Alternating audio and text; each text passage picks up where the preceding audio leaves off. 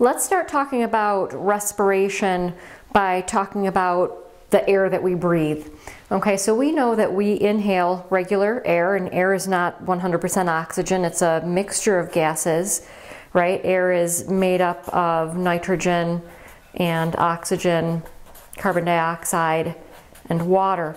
And if you look at the percentages that these gases make up in the air, nitrogen is definitely has the highest percentage. You know, over 78% of air is nitrogen. About 21% of air is oxygen.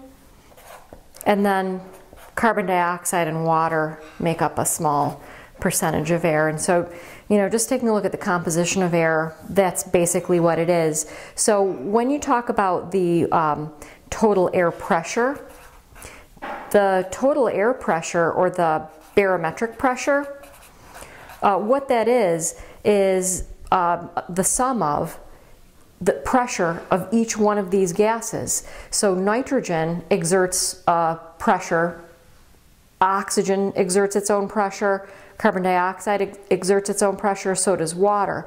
Each one of those individual pressures is known as a partial pressure. So the total air pressure is really just adding up these partial pressures of all the gases in the mix. That's what's known as Dalton's law. And so it's symbolized with a capital P. Capital P means partial pressure. So the partial pressure of nitrogen plus the partial pressure of oxygen plus the partial pressure of carbon dioxide plus the partial pressure of water would give us the total air pressure. And barometric pressure is about 760 millimeters of mercury.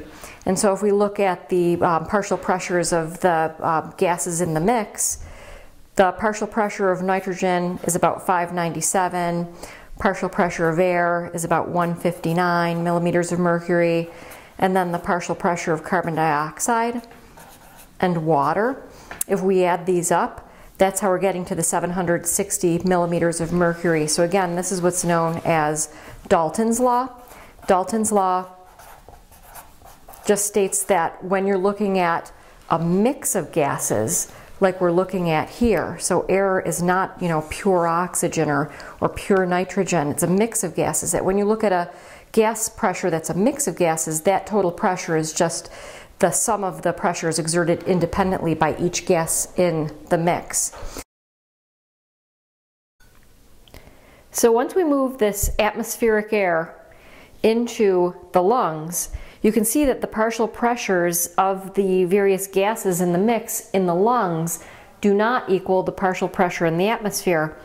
And that has to do with the fact that when we inhale a tidal volume, it's not like that air completely replaces the old air. So there's a mixing of new air and old air, gas exchange is occurring, and also keep in mind one of the jobs of the respiratory tract is to humidify the air. So when we look at the partial pressure of water in the atmosphere, it's 3.7, but the partial pressure of water inside the lungs is 47, so we can see that value went up. Of course, the total pressure is the same, which means that when one value goes up, the other values are going to change. So keeping that in mind as an explanation for why those numbers are a little bit different from what we've seen, what I'd like to look at is gas exchange at the level of the lungs and the blood. And so we're going to say that this pink circle represents the blood, and when gas exchange occurs between the lungs and the blood, this is what's known as external respiration. So external respiration is specifically gas exchange between the lungs and the blood. And let me tell you that the partial pressure of oxygen in venous blood that's returning to the heart is about 40 millimeters of mercury. And the partial pressure of carbon dioxide in the venous blood that's returning to the heart is about 47. So I'm going to write these numbers right across from the values I know that are in the lungs. So in the lungs, the partial pressure of oxygen is 104. In the deoxygenated blood, the partial pressure of oxygen is 40. And so let's just look at these values. do we have a gradient? Yes, we do, because the partial pressure in the lungs of oxygen is much greater than the partial pressure in the blood. Okay, so gases will move passively from their area of high pressure into their area of low pressure. We know that, and so we're thinking that oxygen is going to move from the alveolus into the blood. And oxygen will load into the blood, until when? Until the partial pressure of oxygen in the blood comes to equilibrium with the partial pressure of oxygen in the lungs. That's all it can do. So the blood can load up with oxygen until that partial pressure is at equilibrium. It can't do anything different. It couldn't get more than that, or it couldn't get less than that. It's just going to work off of a pressure gradient until equilibrium is established. Great. So this is an elaborate explanation for why oxygen is going to move from the lungs into the blood. As far as carbon dioxide, the partial pressure in the venous blood, so we're describing the venous blood, or in other words, the deoxygenated blood that's coming into the lungs, the partial pressure of carbon dioxide is 47. So let's write that right across from the value in the lungs. So the partial pressure of carbon dioxide in the blood is 47. So again, we see that we have a gradient. We have higher partial pressure of carbon dioxide in the blood, lower partial pressure of carbon dioxide in the lungs. So what will happen? Carbon dioxide will move from its area of high pressure into its area of low pressure until it comes to equilibrium. And so it would seem that maybe, carbon dioxide would diffuse into the lung and maybe this number would go up. That's not the case, because as long as you're breathing, you keep exhaling, right? We keep inhaling more oxygen, exhaling the CO2, and so we establish an equilibrium in the lungs, a stable condition. So knowing that this is a stable condition, what will happen is carbon dioxide will come out of the blood until the blood value comes to equilibrium with the lungs. So the partial pressure of carbon dioxide in the blood is going to go down to 40. It's going to come to equilibrium with the value in the lungs. Hopefully this makes sense. One of the biggest things that I'd like you to understand here is that these partial pressures of gases in the lungs, these are constant values. And so like we were saying, they're constant values because we keep breathing, and so we establish a stable condition in the lungs. It's not like the oxygen is, completely coming in and then, being completely replaced with an exhalation. So these are constant values. The blood values are variable. So it's always the blood values, the blood partial pressure values, that are either going to go up or down to match the constant value, which means that if we looked at the arterial blood that's leaving the lungs, what are the conditions of the arterial blood? They're the same as what we see in the lungs, that the partial pressure of oxygen would equal 104 because it came to equilibrium with the lungs, and that the partial pressure of carbon dioxide is going to equal 40. Again, because it came to equilibrium with the levels in the lungs. So this is the blood that will return to the left side of the heart, get pumped out of the body as arterial blood.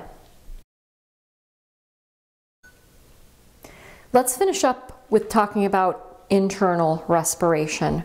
Internal respiration is gas exchange that occurs between the arterial blood and the tissue. So we know that once blood comes to equilibrium with the partial pressures of oxygen and carbon dioxide in the lungs, that arterial blood, or in other words, oxygenated blood, gets delivered to the tissue. And so taking a look at that exchange between the blood and the tissue, what's called internal respiration.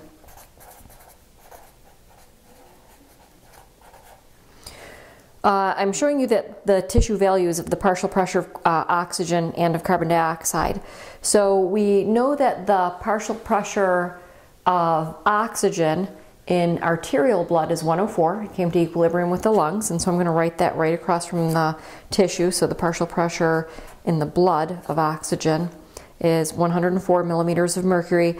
in the tissue it's 40 millimeters of mercury. And that's because the tissue is continually using oxygen. The mitochondria use oxygen to make ATP. And so we do have a gradient, a pressure gradient, where oxygen levels are higher in the blood and oxygen levels are lower in the tissue.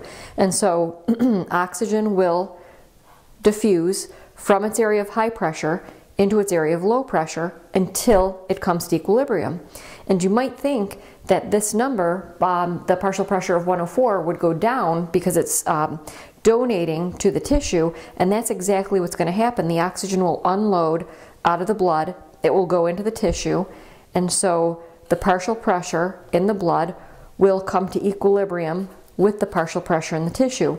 When oxygen enters into the tissue, this partial pressure does not go up, and that's because the moment we deliver oxygen into the tissue, the mitochondria instantly uses that oxygen. It's not stockpiled in the cell.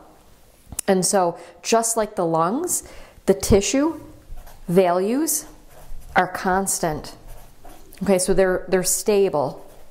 And because the partial pressure is going to be stable at 40, what will happen is the partial pressure of oxygen in the blood will come to, which is variable, will come to partial pressure, or come to equilibrium with the partial pressure in the tissue. So taking a look at carbon dioxide, we know that the partial pressure of carbon dioxide in arterial blood is 40. Partial pressure of carbon dioxide in the tissue is 47. So we do have a pressure gradient. Carbon dioxide pressure is higher in the tissue, and that's because it's being generated as a waste product, lower in the blood. Carbon dioxide will diffuse from an area of high pressure into the area of low pressure. And when the CO2 leaves the tissue, this level doesn't go down, because as soon as the CO2 leaves the tissue, there's another one being produced right behind it as a waste product. On the other hand, we know the blood values are variable. The blood is like the taxi of these respiratory gases. It's just carting them around, right? So the levels go up and the levels go down. So carbon dioxide will diffuse from the tissue into the blood until the partial pressure of carbon dioxide in the blood goes up to 47. It's going to go to equilibrium. And so take a look at this. If we look at the state of deoxygenated blood, we're back to the start of the story, that the partial pressure of oxygen is 40. That's because it came to equilibrium with the tissue. Partial pressure of carbon dioxide is 47. That's because it came to equilibrium with the tissue. And once that blood flows through the lungs, oxygen will move into the blood, carbon dioxide will physically leave the blood values will change, the lung values will not change. That's what we call external respiration. And then that oxygenated blood will exchange gases at the level of the tissue. That's called internal respiration. That's when oxygen physically leaves the blood, goes into the tissue, it comes to equilibrium with the tissue, and carbon dioxide will physically unload out of the tissue, load up in the blood, and come to equilibrium with the tissue again.